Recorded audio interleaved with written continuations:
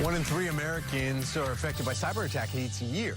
Most become easy targets after setting up new online accounts or computers without considering the safety aspects. Cybersecurity expert U.S. Armed Forces Colonel Reid Novotny is joining us to dispel some cybersecurity myths. And Reid, we hear about them all the time. In fact, you can go online and anybody in the world will tell you about how to secure things. Just give them a little bit of money.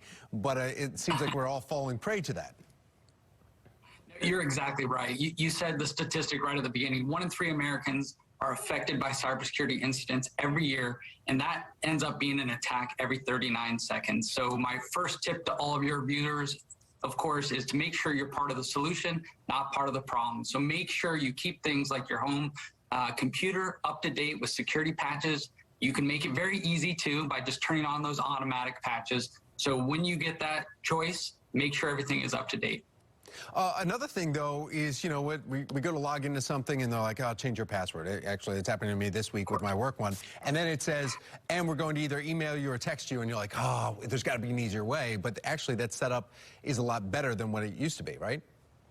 It is 100%. So most people understand the fact that you shouldn't use like your wife's name and a password, Lauren123, and you should have something complex. But what I will also tell all your viewers is you should have something complex and different for each account.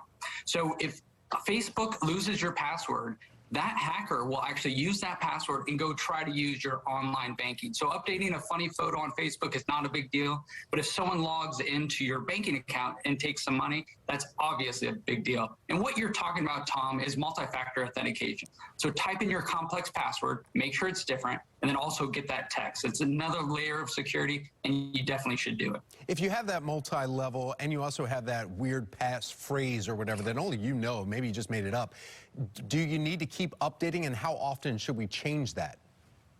You're exactly right. So you could and you should update those passwords often, but I want to say it's not that hard to do if you get things like password keepers. There are free password keepers that will help you make this less complex. They'll store all your passwords in an encrypted way and make sure it's not too difficult to update those maybe once a quarter, just so you have a difference out there. So I promise it's easy and it's secure, which is great.